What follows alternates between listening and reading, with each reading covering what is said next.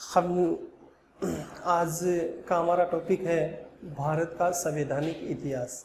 इससे पीछे की जो क्लास हुई थी उसमें हमने संविधान क्या होता है उसके बारे में पढ़ा था, और आज हम देखेंगे कि भारत में जो संविधान है वो कैसे बना, उसका इतिहास क्या है। तो देखो, भारत का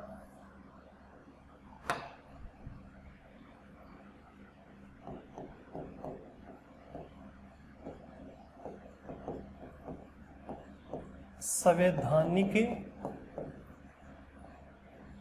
इतिहास,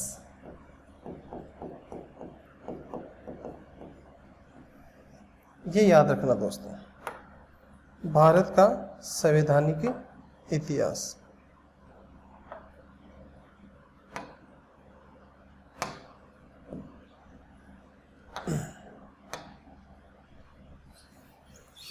भारत का संवैधानिक इतिहास पढ़ने से पहले दोस्तों एक बार थोड़ा सा हमें बैक चलना पड़ेगा। देखो, भारत में जो संवैधानिक इतिहास है उसका प्रारंभ अगर आपसे कोई पूछे कि प्रारंभ कब से माना जाता है, तो उसका प्रारंभ ब्रिटिश काल से माना जाता है। ब्रिटिश काल से, यानी अगर आपसे कोई पूछे कि जो भारत में संवैधानिक इतिहास है उसका प्रारंभ कब से है, तो हम बोल सकते हैं ब्रिटिश काल से। कैसे? देखो दोस्तों कि 1591 रोल्फ फिच, इस व्यक्ति का नाम याद रखना, रोल्फ फिच, और बात कब की है? 1519 यानी 1591 की। और रोल्फ फिच ये क्या था? ये एक ब्रिटिश व्यापारी था। तो रोल्फ फिच ब्रिटिश व्यापारी था। ये 1591 में दुनिया का चक्कर लगाकर इंग्लैंड पहुंचा, और उसने इंग्लैंड के व्यापारियों को बताया कि समकालीन विश्व में, यानी आज के विश्व में, अगर दुनिया का सबसे धनी शासक है कोई, तो वो है भारत का सम्राट मुगल बादशाह अकबर। उसने इंग्लैंड में जाकर व्यापारियों को बताया कि अगर समकालीन विश्व में दुनिया का सबसे धनी कोई राजा है तो वो है भारत का मुगल बादशाह अकबर। अकबर इतना धनवान था कि आज भी अगर हम बात करें दुनिया के राजाओं की, तो जब से दुनिया पे मान लो कि राजा हुए, जब से, यानी राजतंत्र, जब से राजतंत्र बना है और जब से दुनिया बनी है, तब से लेके आज तक जितने भी दुनिया के राजा हुए, भारत की बात नहीं कर रहा मैं, पूरी दुनिया की बात कर रहा हूं, तो जितने भी दुनिया के राजा हुए हैं शुरू से लेके आज तक, उसमें अगर सारे राजाओं को एक साथ किया जाए और उसमें अगर रैंक दी जाती है तो अकबर का नंबर 7वां है दोस्तों। देखो, इतना धन था अकबर के पास। अकबर का नंबर पूरे विश्व के धनी राजाओं में से 7वां नंबर है आज भी, पूरे विश्व के राजाओं में, इतना धनवान था। तो रोल्फ फिच ने ब्रिटेन के व्यापारियों को बताया कि समकालीन विश्व में दुनिया का सबसे धनी जो शासक है वो है भारत का सम्राट अकबर। यह सुनकर इंग्लैंड के व्यापारी बड़े प्रसन्न हुए, बड़े खुश हुए। रीजन क्या था इसके? देखो, धनवान भारत का शासक था, लेकिन खुश कौन हो रहे हैं? ब्रिटेन के व्यापारी। इसके पीछे रीजन था दोस्तों कि उस समय ब्रिटेन में औद्योगिक क्रांति की लगभग शुरुआत हो रही थी, यानी वहां के कपड़ा उद्योग मान लो या कुछ खाद्य वस्त्र, अलग अलग प्रकार के जो व्यापार थे उनका विकास हो रहा था। उद्योगों का लगभग धीरे धीरे मशीनीकरण से शुरुआत हो रही थी। तो अब उनके उद्योगों का विकास हो रहा था, उनका जो मार्केट है उसको, उनको एक मार्केट की जरूरत पड़ रही थी कि वो जहां अपना माल निर्यात कर सके। तो वो देख रहे थे कि दुनिया में हमारे यहाँ औद्योगिकरण की शुरुआत तो हो सके, लेकिन अपना माल निर्यात कहाँ पे करें, कहाँ बेचे? कोई दुनिया में ऐसा मार्केट तो होना चाहिए ना जहां अपनी माल की डिमांड हो, जहां लोग रहते हो, जहां उस माल को खरीदे। तो इसलिए वो प्रसन्न हुए थे क्योंकि भारत का मार्केट उस समय दुनिया का सबसे संपन्न मार्केट था। तो उनको एक मार्केट मिल रहा था जहां अपनी जो वस्तुएं हैं, उत्पादित वस्तुएं, उनका वहां पे निर्यात कर सके। इसलिए वो प्रसन्न हुए। उस समय आप देखो कि आप ब्रिटेन की थी आबादी लगभग 1 लाख के करीब, और अकबर ने अपने समय में जनगणना करवाई थी। उस समय भारत की आबादी 10 करोड़ थी लोगों, 10 करोड़। तो आप सोचो कि 1600 के आसपास भारत की आबादी 10 करोड़ थी, और आज दुनिया में टोटल 262 देश है। और 262 देशों में अगर 15 देशों को निकाल देना, 15 देशों को, तो आज भी जो बचे हुए देश है ना, उनकी आबादी 10 करोड़ नहीं है। तो आज 250 ऐसे देश हैं जिनकी आबादी 10 करोड़ नहीं है। भारत की आज से लगभग कितने सालों पहले, 1600 साल, यानी 400-500 साल पहले 10 करोड़ थी। तो भारत आबादी के मामले में कितना आगे था। और जहां इंसान रहते हैं वहीं तो निर्यात ज्यादा वो अपना कर सकते हैं, क्योंकि खरीदारी कौन करेंगे, वही करेंगे। तो इसलिए वो प्रसन्न हुए थे। ओके, तो रॉल्फ फिश ने जाकर उनको व्यापार के उनको बताया, और वो बड़े प्रसन्न हुए, और उन्होंने तुरंत एक कंपनी बना दी जिसका नाम था ब्रिटिश ईस्ट इंडिया कंपनी। देखो दोस्तों, इंग्लैंड के व्यापारी ये सुनकर बड़े प्रसन्न हुए, और उन्होंने तुरंत एक कंपनी बना दी जिसका नाम रखा ब्रिटिश ईस्ट इंडिया कंपनी। इसका गठन हुआ था 31 मार्च 1600 ईस्वी में, और इसका जो संस्थापक था, इसका संस्थापक वो था जॉर्ज वाइट। और दोस्तों याद रखना, इसमें साझेदार थे 270 कंपनी में। और इसको अधिकार किसने दिया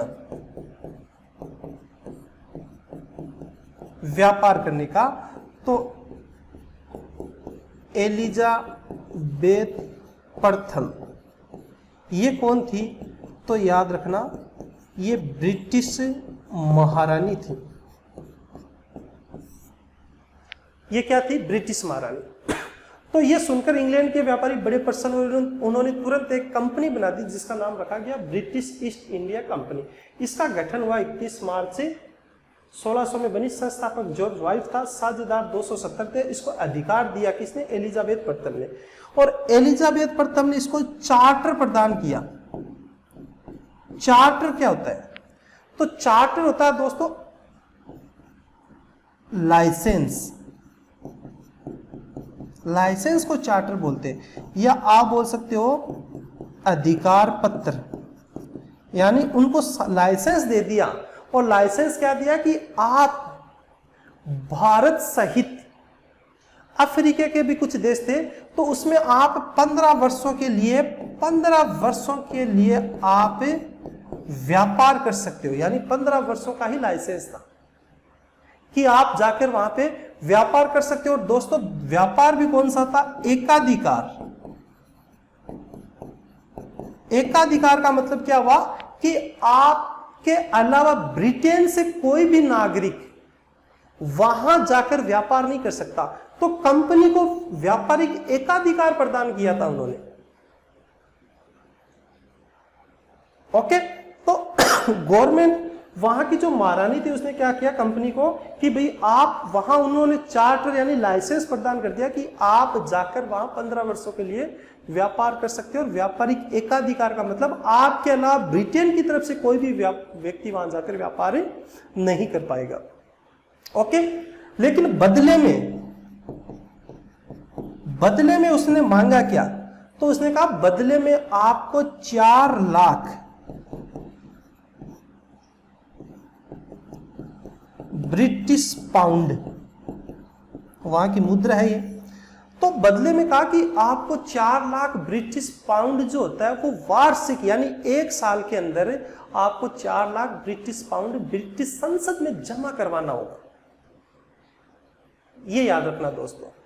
ओके, तो ये ब्रिटिश ईस्ट इंडिया की कंपनी की स्थापना कैसे हुई, उसके बाद इसको अधिकार किसने दिया, अधिकार पत्र इसको दिया एलिजाबेथ प्रथम जो ब्रिटिश महारानी थी, उसने क्या किया, उसने कहा कि आप वहां जाके आप व्यापार कर सकते हो 15 वर्षों के लिए, और आप व्यापारिक एकाधिकार आपको, यानी आपके पास ये लाइसेंस दिया गया है कि ब्रिटेन की तरफ से कोई दूसरा जाकर वहां पे व्यापार नहीं कर सकता। एवज में आपको क्या करना होगा, बदले में आपको 4 लाख ब्रिटिश पाउंड वो वार्षिक जो तौर पर आपको हर वर्ष ब्रिटिश संसद में जमा करवाना होगा। तो इस प्रकार ब्रिटिश ईस्ट इंडिया कंपनी की स्थापना हुई थी। और याद देखो दोस्तों, ब्रिटिश ईस्ट इंडिया कंपनी जो दुनिया की सबसे बेहतरीन कंपनी बनी थी, आगे जाके सबसे बड़ी कंपनी बनी थी, और इसकी स्थापना के पीछे भी रीजन भारत ही था। अगर रोल फिच दुनिया का चक्कर लगाकर ब्रिटेन नहीं पहुंचता, ब्रिटेन पहुंच गया, अगर उसने ब्रिटेन पहुंचकर अकबर का वर्णन नहीं किया होता दोस्तों, तो ब्रिटिश ईस्ट इंडिया कंपनी कभी भी नहीं बनती।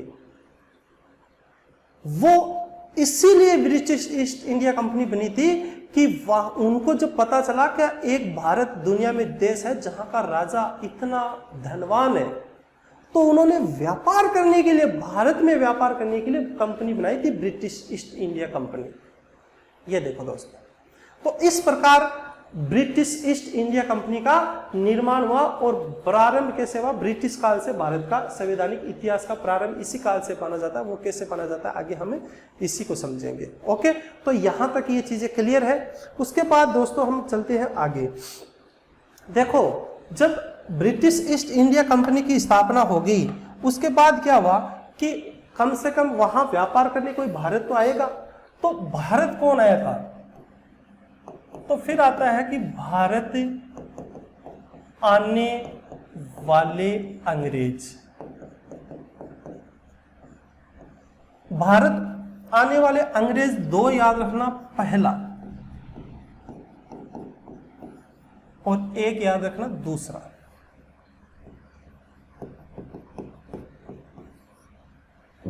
दोस्तों, भारत आने वाला, जैसे ब्रिटिश ईस्ट इंडिया कंपनी की स्थापना, उसके बाद कंपनी पे काम पूरा हुआ, उसके बाद उन्होंने क्या किया कि एक मंडल भारत भेजा। किसने, कंपनी ने, जिसका नेतृत्व किया था विलियम हॉकिंस ने। विलियम हॉकिंस, तो ये भारत आने वाला प्रथम अंग्रेज था। ऐसा नहीं कि ये अकेले आया था, नहीं, इसने नेतृत्व किया था, उसके साथ मंडल थे कई। ये इसके साथ, जैसे उस समय जो व्यापार होता था वो किससे होता था, जलियान से होता था। तो जलियान आए थे, उसमें बहुत सा जो माल भी था, और भी अंग्रेज थे, लेकिन नेतृत्व इसने किया था। तो पहले जो अंग्रेज होता है वो विलियम हॉकिंस माना जाता है। ओके, ये भारत आया था। इसका उद्देश्य क्या, ये दरबार में किसके था, सबसे पहले विलियम हॉकिंस आया, लेकिन ये कब आया था, तो याद रखना दोस्तों, ये आया था 1508 में। कब आया था, 1508 में। और उस समय भारत का जो राजा था वो था जहांगीर। भारत का राजा कौन था, जहांगीर। और इसका उद्देश्य क्या था भारत आने का, तो ब्रिटिश ईस्ट इंडिया कंपनी हेतु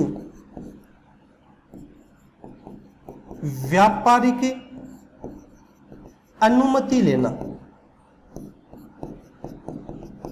देखो दोस्तों, विलियम हॉकिंस भारत आने वाला प्रथम अंग्रेज था।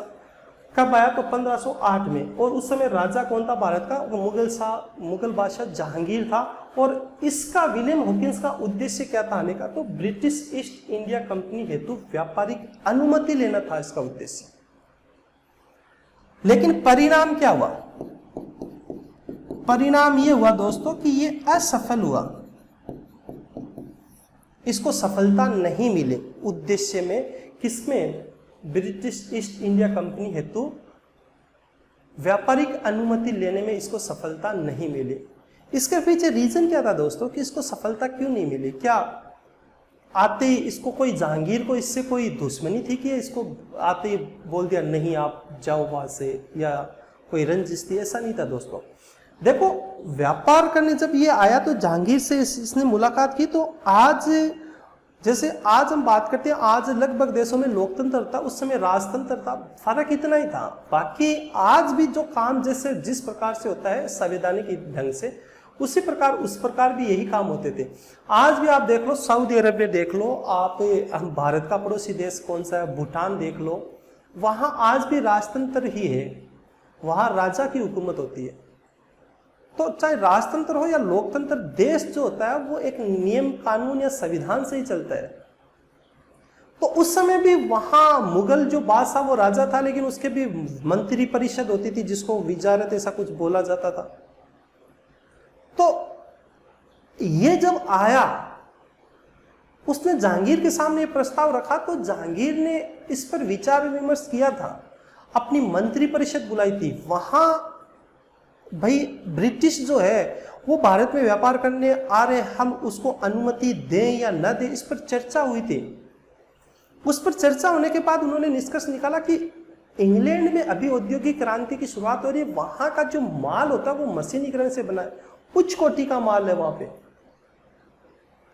और वहां का माल उच्च कोटि का है, सस्ता भी है भारतीय माल की तुलना में।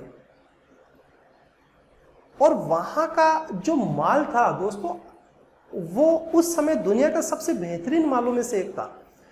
तो अगर वहां उन्होंने यहाँ डिस्कस निकाला, अपनी जो बैठक हुई थी उसमें उन्होंने ये निष्कर्ष निकाला कि अगर उन्होंने अंग्रेजों को व्यापारिक अनुमति दे दी तो अंग्रेजों का माल तो भारत में आएगा, क्योंकि वो बेहतरीन किस्म का माल है, और अब भारतीय लोग उसको ज्यादा खरीदेंगे।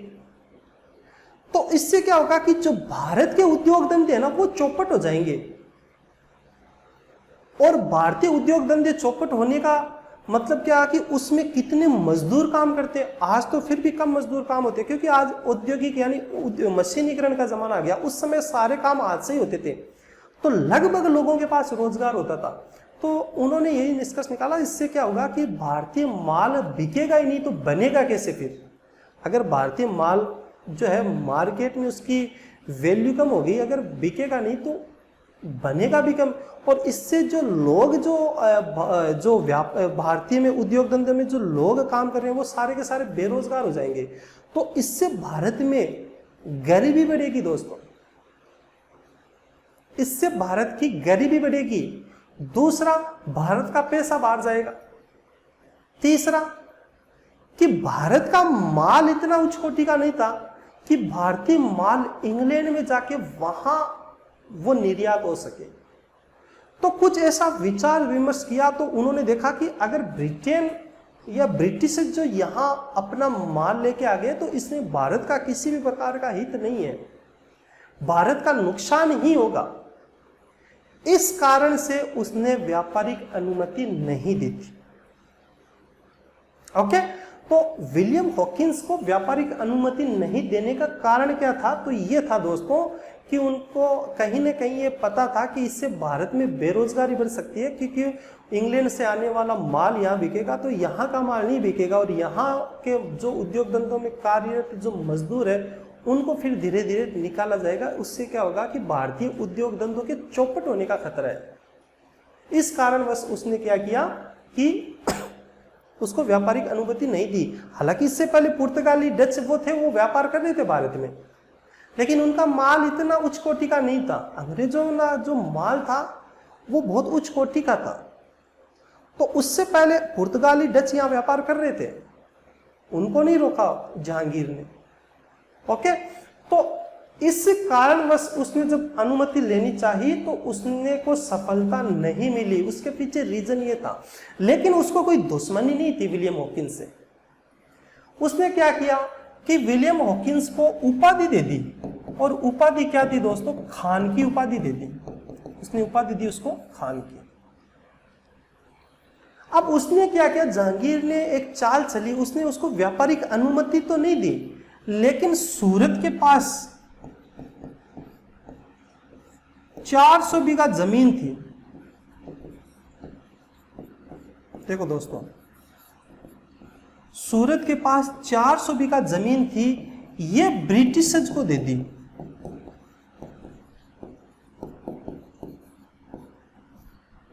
ये किसको दे दी?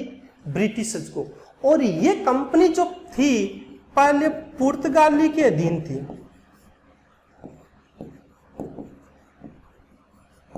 देखो दोस्तों, जहांगीर ने एक चाल चली कि सूरत के पास 400 बीघा जमीन थी जो पहले पुर्तगालियों के अधीन थी, वो किसको दे दी? वो कंपनी को या ब्रिटिशर्स को या अंग्रेजों को दे दी। अब इससे क्या हुआ? इससे हुआ क्या कि ब्रिटिशर्स और पुर्तगाली संघर्ष प्रारंभ हो गया। इससे क्या हुआ? ब्रिटिशर्स और पुर्तगाली क्या हुआ? संघर्ष प्रारंभ हो गया, दोनों के बीच जंग सी छिड़ गई। अब यहां ब्रिटिशर्स तो नए थे, ब्रिटिशर्स क्या थे? यहां पे नए थे, उनके पास इतनी सेना भी नहीं थी, और ये पुर्तगाली पहले से थे। तो ब्रिटिशर्स ने क्या किया कि कैप्टन बेस्ट के नेतृत्व में एक जल सेना बुलाई। कहां से? ब्रिटेन से। और जब वो जल सेना भारत पहुंची तो ब्रिटिशर्स और पुर्तगालियों के बीच प्रथम समुद्री युद्ध हुआ, और जिसमें विजय कौन हुआ? तो आप बोल सकते हो विजय हुई ब्रिटिश ईस्ट इंडिया कंपनी, यानी अंग्रेज विजय हुए। तो देखो, अब आप समझो इसको कि अंग्रेज जहांगीर ने क्या किया कि विलियम हॉकिंस को सूरत के निकट 400 बीघा जमीन दे दी जो पहले पुर्तगालियों के अधीन थी। इससे क्या हुआ कि पुर्तगाली और ब्रिटिशर्स जो जंग है या संघर्ष की शुरुआत हो गई। और जैसे ही शुरुआत हुई तो ब्रिटिशर्स या कंपनी ने क्या किया कि कैप्टन बेस्ट के नेतृत्व में एक सेना बुलाई, जल सेना। कहां से? ब्रिटेन से। वो जल सेना जब पहुंची तो दोनों के बीच समुद्री युद्ध हुआ। किसके बीच? पुर्तगाली और ब्रिटिश के बीच।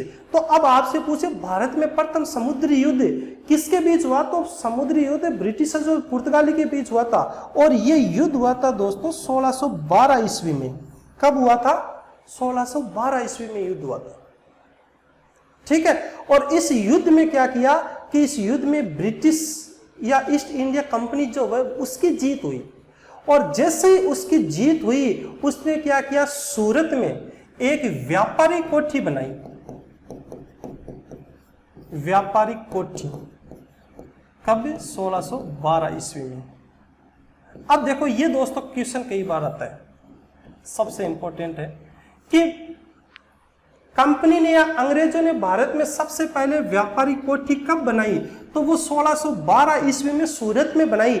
वो क्यों बनाई थी? उसके पीछे यही तो रीजन था कि पुर्तगाली इसके बीच संघर्ष हुआ। पहले पुर्तगालियों का अधिकार था, पुर्तगालियों को से इसने जंग जीती। उसके बाद इन्होंने वहां पे क्या किया कि जीतने के बाद एक व्यापारिक कोठी स्थापित की जो 1612 कहां पे? सूरत में। और ये क्वेश्चन कई बार आता है कि अंग्रेजों ने भारत में सबसे पहले व्यापारिक कोठी कब और कहां स्थापित की? तो ये 1612 में सूरत में। उसके बाद इसमें वो आंशिक व्यापार कर सकते थे, व्यापार की पूरी अनुमति नहीं मिली थी, लेकिन आंशिक व्यापार की अनुमति मिली थी उसको। आंशिक व्यापार का मतलब क्या हुआ कि आप जो माल लेके आए उसको तो बेच दो, वापस कहां लेके जाओगे? थोड़ा बहुत व्यापार आप कर सकते हो, जो माल आप लेके आए वो कर सकते हो, बाकी इतना उनको वो अनुमति नहीं मिली थी कि ये माल है और वापस ब्रिटेन से आप लेके आ सकते हो, इतनी अनुमति नहीं मिली थी। तो ये रीजन था पहला। ठीक है। तो पहले को व्यापारिक अनुमति तो नहीं मिली थी, लेकिन जो वो माल लेके आया था उसका व्यापार कर सकता था, उसको इतनी अनुमति मिल गई थी। और सबसे पहले फिर उसने अपनी व्यापारिक कोठी स्थापित कर ली थी सूरत में 1612 में, और पुर्तगालियों को हराने के बाद। ओके। तो ये था विलियम हॉकिंस, जो भारत आने वाला प्रथम अंग्रेज था। विलियम हॉकिंस 1508 में आया था जहांगीर के दरबार में, उद्देश्य व्यापारिक अनुमति लेकिन परिणाम क्या हुआ? असफल। और असफलता का कारण मैंने आपको बता दिया। फिर असफल हुआ, लेकिन उसके बाद उसने उपाधि उसको खान की दी और एक जमीन दे दी जो सूरत के पास थी 400 बीघा। और जैसे ही वो जमीन दी, इनके बीच संघर्ष हुआ, पुर्तगालियों को हरा के उन्होंने व्यापारिक कोठी स्थापित की। ओके दोस्तों, एक क्वेश्चन आता है कई बार कि जब ब्रिटिश ईस्ट इंडिया कंपनी बनी, क्वेश्चन आता है कि जब ब्रिटिश ईस्ट इंडिया कंपनी, उस समय भारत का शासक कौन था? और एक आता है कि जब British East India company Bharat आई, उस समय भारत का शासक कौन सा? तो हम देखते हैं कि जब ब्रिटिश ईस्ट इंडिया कब बनी थी, तो ब्रिटिश ईस्ट इंडिया कंपनी 31 मार्च 1600 में बनी थी। ब्रिटिश ईस्ट इंडिया की कंपनी का गठन कब हुआ था? तो 1600 में। और आपको पता होगा कि जो अकबर है उसकी मृत्यु 1605 में हुई थी।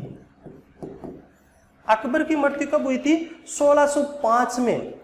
तो आप ये बताओ कि ब्रिटिश ईस्ट इंडिया कंपनी का गठन हुआ उस समय भारत का राजा कौन था? तो उस समय भारत का राजा अकबर था, मुगल बादशाह अकबर। लेकिन आपसे यह पूछा जाए कि जब British East India company Bharat आई उस समय भारत का राजा, तो आपको पता होना चाहिए कि जहांगीर भारत का राजा 1605 में बन गया था, अकबर की मृत्यु के तुरंत बाद। और ईस्ट इंडिया कंपनी भारत में 1608 में आई थी। यानी कि ईस्ट इंडिया कंपनी जब भारत में आई उस समय भारत का राजा जहांगीर था, और ईस्ट इंडिया कंपनी का जब गठन हुआ ब्रिटेन में उस समय भारत का राजा अकबर था। ओके, तो ये पहला अंग्रेज था। उसके बाद हम पढ़ते हैं दूसरा अंग्रेज। दूसरा अंग्रेज कौन था भारत आने वाला? तो वो था सर टॉमस रो। भारत आने वाला दूसरा अंग्रेज था सर टॉमस रो। तो ये सबसे पहले किसके दरबार में आया था? कब आया था? हम बोल सकते हैं ये आया था 1615 ईस्वी में। और किसके दरबार में? तो हम बोल सकते हैं जहांगीर के दरबार में आया था। और किसने भेजा था? तो हम बोल सकते हैं ब्रिटेन का राजा था जेम्स प्रथम का राजदूत बनकर आया था। ये किसका राजदूत? जेम्स प्रथम का। इसका भी उद्देश्य था, तो उद्देश्य क्या था? व्यापारी की अनुमति लेना। और परिणाम क्या रहा कि ये सफल हो गया। देखो दोस्तों, सर टॉमस रो भारत आया। कब आया? 1615 में। किसके दरबार में? जहांगीर के। किसका दूत बनकर? तो ब्रिटेन का जो सम्राट था जेम्स प्रथम, उसका दूत बनकर आया। उसका उद्देश्य क्या था? वही था, व्यापारी की अनुमति लेना। लेकिन रीजन ये असफल हुआ या सफल? तो ये देखो सफल हो गया। ये क्या हो गया? यहां पे सफल हो गया दोस्तों। अब सफल क्यों हुआ? ऐसे ही नहीं हुआ। ये विद्वान था दोस्तों। ये क्या था?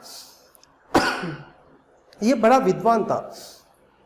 इसके पीछे इसने भारत में जो व्यापारिक अनुमति ली, उसके पीछे देखो, पहले जब आया था तो पहले जो व्यापारिक अनुमति लेने आया था तो उसको हटा दिया था, उसको व्यापारिक अनुमति नहीं दी। उसके पीछे कारण बताया कि इससे भारतीयों का अहित होगा। जैसे कोई भी देश होता है ना, व्यापारिक अनुमति लेता है दोस्तों, तो उसके पीछे पूरी समीक्षा की जाती है। जैसे एग्जांपल के लिए, अगर आज हम चाइना की जो गाड़ियां होती है, बाइक होती है, अगर आज हम उसको भारतीय मार्केट में पूरी तरह उतार दिया जाए तो गाड़ियों की कीमत कुछ नहीं होगी। 4 व्हीलर 1 लाख के अंदर आ सकती है, 2 व्हीलर 20-20, 10-10 हजार में आएगी, तो इतना सस्ता हो जाएगा। लेकिन उससे भारत का नुकसान होता है। कैसे? क्योंकि भारत की कितनी कंपनी है जो यही काम कर रही है, जिसमें ये गाड़ियां ही बन रही है, और उसमें कितने व्यक्ति है, जो करोड़ों व्यक्ति है जो रोजगार कर रहे हैं, जो वहां रोजगार पा रहे हैं। अगर चाइना के लिए भारतीय मार्केट पूरा खोल दिया जाए तो गाड़ियों की वैल्यू भारतीयों की कम हो जाएगी, क्योंकि वो सस्ती बनेगी, यहाँ पे सस्ती बिकेगी। तो इससे भारत में क्या होगा कि भारत में बेरोजगारी कितनी बढ़ेगी। भारत में जो मोटर गाड़ियों के उद्योग है, सारे के सारे बेरोजगार हो जाएंगे, और भारतीय जो गाड़ियों की कोई वैल्यू नहीं रहेगी। इस कारण नहीं होता। आप देखोगे अभी 2-3 साल पहले की बात है, एक ब्रिक्स सम्मेलन हुआ था। ब्रिक्स सम्मेलन हुआ था, उसमें जो ब्रिक्स में जैसे ब्राजील, इंडिया, चाइना, अफ्रीका, 5-7 देश है ना, रसिया, तो इसमें क्या किया कि सारे के सारे देश के जो पीएम या राष्ट्रपति थे, उन्होंने बैठक की थी आंतरिक व्यापार बढ़ाने की, एक मुहिम चलाई थी। वो सम्मेलन शायद भारत में ही हुआ था। तो उसमें सारे के सारे देश तो एकमत हो गए थे। भारत के पीएम जो नरेंद्र मोदी, उसने इस पर असहमति प्रदान कर दी। तो उससे क्या हुआ कि वो जो उन्होंने एक जो खाका तैयार किया था, वो पूरा का पूरा धूमिल सा हो गया, उसका व्यापार फिर बढ़ा नहीं। इसके पीछे जब उन्होंने सबने देशों ने ये कहा कि हम सब सारे देश एकमत है, तो फिर आपका रीजन क्या है? तो नरेंद्र मोदी ने यही कहा था कि इसमें भारत का अहित है, इसमें भारत का हित नहीं है। और इससे जो आपने जो खाका तैयार किया ना, इससे में भारत के लोगों को बेरोजगारी बढ़ने की बहुत आशंका है। वही था क्योंकि उनको पता था, उन्होंने नरेंद्र मोदी ने अपनी मंत्रिपरिषद के साथ बैठक की तो मंत्रिपरिषद ने कहा कि चाइना में तो वैसे भी भारतीय माल नहीं जा सकता, वहां के लोग खरीदेंगे नहीं। दूसरा, रशिया का खुद का माल इतना उच्च कोटि का होता है तो वो भारतीय माल क्यों लेंगे। तो इसके पीछे उन्होंने कहा कि भारत में तो उनका माल आएगा लेकिन भारतीय माल नहीं जा पाएगा उतना जितना जाना चाहिए। तो इससे भारत का हित नहीं और भारत में बेरोजगारी बहुत ज्यादा बढ़ जाएगी, क्योंकि 5 देशों का पूरा माल आना, आंतरिक व्यापार बढ़ा रहे थे। तो फिर नरेंद्र मोदी ने स्पष्ट मना कर दिया कि हम इसका भागीदार हमें नहीं बन सकते। तो कोई भी देश हो, पहले देखो यही चीज मैंने अभी बताया था कि जहांगीर ने उस समय भी कही थी, यही नरेंद्र मोदी ने। तो जो लीडर होते हैं देश चलाने वाले, उनको ये समीक्षा करनी पड़ती है कि इससे फायदा होगा या नुकसान। तो उन्होंने व्यापारिक अनुमति नहीं दी, लेकिन यहां इसने व्यापारिक अनुमति ले ली। इसके पीछे देखो रीजन क्या था। एक तो ये विद्वान था दोस्तों, इससे विद्वान इसलिए था क्योंकि इसने क्या किया कि फारसी का ज्ञाता था। ये फारसी का ज्ञाता था, इसने पहले आके जो मुगल दरबार है उसमें डायरेक्ट जहांगीर से बात नहीं की, इसने ये फारसी जानता था और मुगलों की जो दरबारी भाषा वो फारसी थी। तो इसने वहाँ के लोगों की भाषा समझी कि यहाँ के लोग क्या चाह रहे हैं, इनका उद्देश्य क्या है, ये सबसे ज़्यादा क्या चाहते हैं, कौन सा माल चाहते हैं, या फिर ये जो मुगल बादशाह जहांगीर है ये जो इसकी कमजोरी क्या है, इसे किससे प्रभावित है। तो फारसी में इन्होंने लगभग सभी लोगों से बात की। वहां ये बात करने पर इसको पता चला कि मुगल बादशाह जहांगीर सबसे ज्यादा प्रभावित है वो अपनी बेगम नूरजहां से है। नूरजहां का प्रभाव जहांगीर पे बहुत ज्यादा था। नूरजहां के बारे में आपने सुना होगा कि नूरजहां एक विधवा थी जो अकबर की विधवा थी, उसकी वो देख रेख करती थी। तो जहांगीर ने एक तो त्योहार होता है नौरोज त्योहार, उस पर उसको देखा तो उसकी सुंदरता से प्रभावित होकर उससे शादी कर ली। और शादी करने के बाद लगभग आपको पता होगा हिस्ट्री पढ़ते हो कि हुकूमत भी नूरजहां ही करती थी, इतनी प्रभावशाली महिला थी। तो सर थॉमस रो इसने ये मालूम किया कि जहांगीर सबसे ज्यादा प्रभावित है नूरजहां से। तो इसने क्या किया जाए, उसने कहा सोचा कि इससे अच्छा पहले नूरजहां को प्रभावित किया जाए, क्योंकि जहांगीर को तो उसको पता था कि जब पहले ही मना कर दिया तो मुझमें ऐसी कोई खासियत ही नहीं कि मुझे वो व्यापारिक अनुमति देगा। तो इसने सबसे पहले सोचा नूरजहां को प्रभावित किया जाए। तो उसने नूरजहां के लिए बड़े बड़े अलग अलग आभूषण उपहार ये भेजता था। और नूरजहां इतनी खूबसूरत महिला थी, दुनिया की जो खूबसूरत महिलाएं थी उसमें नाम आता है नूरजहां का। आप खुद देख लो, भारत का मुगल बादशाह सबसे बड़ा, उसने उसकी खूबसूरती देखते ही उसे शादी कर ली, तो आप अंदाजा लगा सकते हो वो महिला कितनी खूबसूरत होगी। तो जहांगीर की कमजोरी थी नूरजहां, और नूरजहां की कमजोरी थी ये जो श्रृंगार के साधन होते हैं, जैसे आभूषण होते हैं। नूरजहां को सजने संवरने का बड़ा शौक था। ये जब से बात है सर थॉमस रो को पता चली तो उसने नूरजहां के लिए अलग अलग आभूषण ब्रिटेन से मंगवा के ये उसको गिफ्ट या उपहार के रूप में भेजे।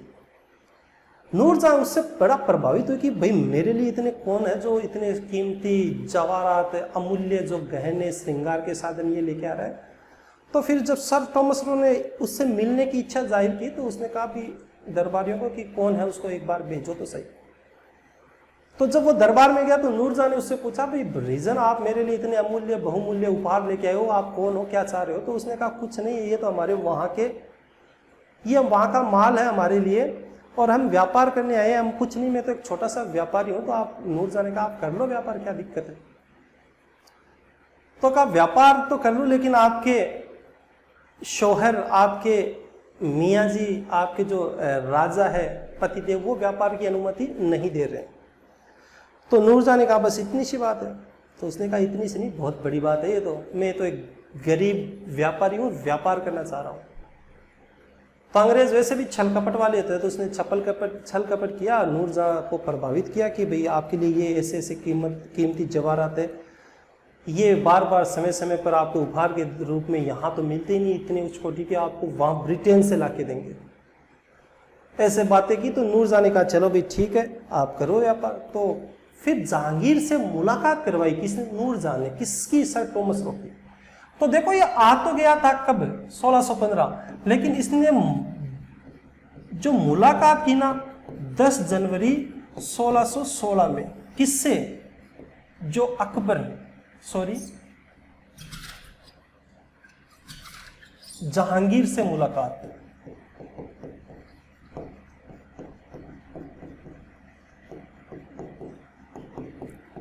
तो ये जहांगीर से मुलाकात की थी 10 जनवरी 1616 में, किसने, सर टॉमस रो ने, ये याद रखना। और ये कहां की थी, तो मैगजीन दुर्ग था, जिसे अकबर का किला भी बोलते हैं, अकबर ने बनवाया था इसको। मैगजीन दुर्ग या अकबर का किला, ये कहां पे, अजमेर, अपने राजस्थान में ही है दोस्तों। तो सबसे पहले सर टॉमस रो की मुलाकात 10 जनवरी, देखो आया तो 1615, एक साल तक भ्रमण किया, सबसे मुलाकात की, लेकिन जहांगीर से मुलाकात नहीं की। जहांगीर से मुलाकात एक साल बाद 10 जनवरी 1616 में मैगजीन दुर्ग, अकबर का किला जो अजमेर में, वहां नूरजहां की सहायता से इसने मुलाकात की। और नूरजहां ने बोला इसको व्यापारिक अनुमति दो। अकबर, जहांगीर ने समझाया उसको, अरे बेगम तू नहीं जानती इसके बारे में, अंग्रेजों के बारे में, ये वैसे भी छलकपटी होते हैं, जहां पर भी गए हुकूमत स्थापित कर ली। बोला हम पे कैसे हुकूमत कर सकते हैं, ये हम तो इतने खुद ताकतवर, इतने शक्तिशाली है, इसको तो व्यापार की अनुमति यहाँ पे दे दो। तो नूरजहां ने जैसे उस पर कैसे न कैसे दबाव डाला, और जहांगीर ने क्या किया कि उनको व्यापारिक अनुमति दे दी। ओके, तो जब जहांगीर ने अंग्रेजों को व्यापारिक अनुमति दी, तो कई बार ये आता है कि व्यापारिक अनुमति मिलने के बाद ये कितने वर्ष तक जहांगीर के दरबार में रहा, तो व्यापारिक अनुमति मिलने के 3 वर्ष तक के बाद 3 वर्ष तक सर टॉमस रो जहांगीर के दरबार में रहा था दोस्तों। ओके, उसके बाद क्या हुआ कि इसको व्यापारिक अनुमति मिल गई। उसके बाद अंग्रेज भारत में धीरे धीरे अपना व्यापार बढ़ा रहे थे, इनका व्यापार चल भी रहा था। लेकिन अंग्रेजों ने कभी राजनीति के बारे में नहीं सोचा, हुकूमत के बारे में नहीं सोचा। उसके पीछे रीजन था दोस्तों, उसके पीछे रीजन ये था कि 1707 तक भारत में जो मुगल बादशाह थे वो इतने ताकतवर थे कि वो दुनिया के सबसे ताकतवर राजाओं में आते थे। और उनका साम्राज्य भी दुनिया, आप देखते हो कि सबसे बड़ा साम्राज्य में से एक था। जैसे औरंगजेब के समय भारत का विस्तार इतना अंत तक हो गए थे कि ओटोमन साम्राज्य था जो तुर्की में उस्मानिया सल्तनत बोलते, उसके बाद दुनिया का सबसे बड़ा साम्राज्य भारत के पास था। इतना बड़ा साम्राज्य था और इतने ताकतवर राजा थे। तो आप कल्पना करो, क्या अंग्रेजों की इतनी हिम्मत हो सकती है क्या कि वो यहाँ हुकूमत करने के बारे में सोचे? नहीं दोस्तों। तो 1707 में क्या हुआ कि औरंगजेब की मृत्यु हो गई। 1707 में क्या हुआ कि औरंगजेब की मृत्यु हो गई। और जब औरंगजेब की मृत्यु हुई ना 1707 में, उसके बाद में अंग्रेजों ने सबसे ज्यादा इसका फायदा उठाया। इसके बाद औरंगजेब की मृत्यु के बाद, क्योंकि औरंगजेब की मृत्यु के बाद कोई भी एक भी मुगल बादशाह ऐसा नहीं है जो कोई योग्य था। सारे के सारे अयोग्य थे, एक भी राजा योग्य नहीं था, सारे के सारे अयोग्य राजा थे। और इसका परिणाम यही हुआ कि जो सल्तनत इन्होंने बाबर ने कायम की थी, इतनी औरंगजेब तक इतनी बड़ी हो गई कि दुनिया की सबसे बेहतरीन सल्तनतों में से एक थी, वो अगले 50-100 सालों में पूरी तरह से नष्ट हो गई। इसके पीछे रीजन था इनकी दुर्बलता। किसकी? औरंगजेब के बाद जितने भी उत्तराधिकारी आए वो सारे के सारे दुर्बल अयोग्य थे, और उसका फायदा सबसे ज्यादा उठाया अंग्रेजों ने। और अंग्रेज जो पहले क्या करते थे? व्यापार। अब व्यापार के साथ साथ राजनीति भी करने लगे। व्यापार के साथ साथ क्या करने लगे? राजनीति। और जैसे ही वो राजनीति करने लगे, भारतीय राजाओं के साथ उनका संघर्ष प्रारंभ हो गया। भारतीय राजाओं के साथ उनका क्या हो गया? संघर्ष प्रारंभ हो गया। और वो संघर्ष कैसे प्रारंभ हुआ, क्या हुआ, उसमें क्या निकल के आया? तो याद रखना दोस्तों कि जब भारतीय राजाओं के साथ अंग्रेजों का संघर्ष प्रारंभ हुआ, तो जो अंग्रेज पहले व्यापार कर रहे थे, वो व्यापार के साथ साथ राजनीति भी करने लगे। और राजनीति करने के बाद जो अंग्रेज 100 वर्षों में केवल व्यापार कर रहे थे, वो अगले 50 वर्षों में उन्होंने अपनी सत्ता स्थापित कर ली यहाँ पे। और वो सत्ता स्थापित, सबसे पहले हमने पढ़ते हैं कि अंग्रेजों के यहाँ पे सत्ता स्थापित करने में सबसे महत्वपूर्ण जो युद्ध होते हैं वो दो होते हैं। एक तो होता प्लासी का युद्ध, प्लासी का युद्ध, ये हुआ था दोस्तों प्लासी, ये हुआ था बंगाल के नदिया जिला है वहां पे, बंगाल के नदिया जिले में हुआ था। और ये हुआ था 23 जून 1757 में हुआ था दोस्तों। प्लासी का युद्ध हुआ था बंगाल के नदिया जिले में 23 जून 1757 में। और किसके बीच में, तो हम बोल सकते हैं सिराजू दौला और किसके बीच, तो कंपनी के बीच।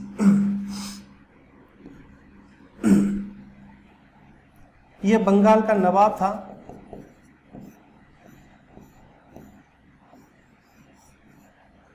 और ब्रिटिश ईस्ट इंडिया कंपनी के बीच। ठीक है, तो इस युद्ध में क्या हुआ दोस्तों कि इस युद्ध में सिराजुद्दौला की हार हो गई और जीत किसकी हुई, तो कंपनी की जीत हो गई।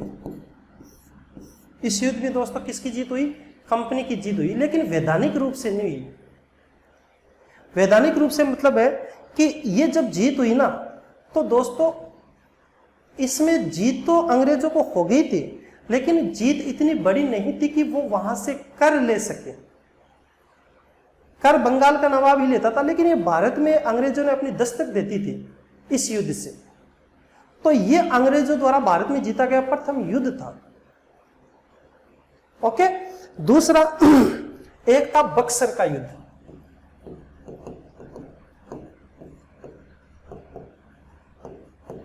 बक्सर का युद्ध, बक्सर का युद्ध दोस्तों 1764 में हुआ था, बक्सर बिहार में।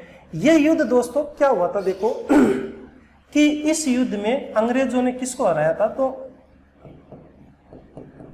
बंगाल का नवाब मीर कासिम,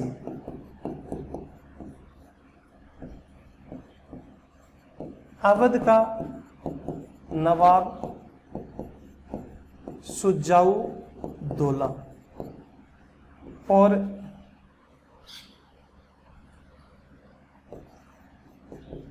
मुगल बादशाह शाह आलम। मुगल बादशाह कौन था उस समय, शाह आलम। इन तीनों को मिलकर हराया था किसने, कंपनी ने, ब्रिटिश ईस्ट इंडिया कंपनी। उसमें इसका नेतृत्व किया था हेक्टर मुनरो ने। उसका नेतृत्व किसने किया था, हेक्टर मुनरो ने। तो ये जो बक्सर युद्ध है ना, इसमें ये भारत के उस समय बंगाल भी सबसे ज्यादा पॉपुलर था, ताकतवर भी था, अवध भी था, मुगल बादशाह यानी पूरा भारत का इस बादशाह हो गया। इन तीनों को ही मिला के हरा दिया अंग्रेजों ने, कंपनी ने, जिसका नेतृत्व हेक्टर मुनरो ने किया था।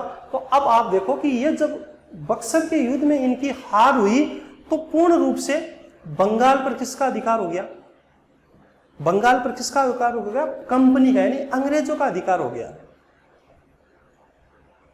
ओके, और याद रखना, जैसे ही बंगाल पर अंग्रेजों का अधिकार हुआ, तो यहां बंगाल, बिहार, उड़ीसा, वहां की जो ये कर लेते हैं ना, कर लेने का काम भी अंग्रेजों के पास चला गया। यानी वहां का राजस्व, वहां कर इकट्ठा करने का काम भी अंग्रेजों के पास चला गया। तो यहां बक्सर का युद्ध जीतने के बाद अंग्रेज पूर्ण रूप से अंग्रेजों ने अपनी स्थापित कर ली। और प्लासी के युद्ध में दोस्तों उन्होंने सत्ता की शुरुआत की थी। इसमें इसके अपोजिट दो था रॉबर्ट क्लाइव।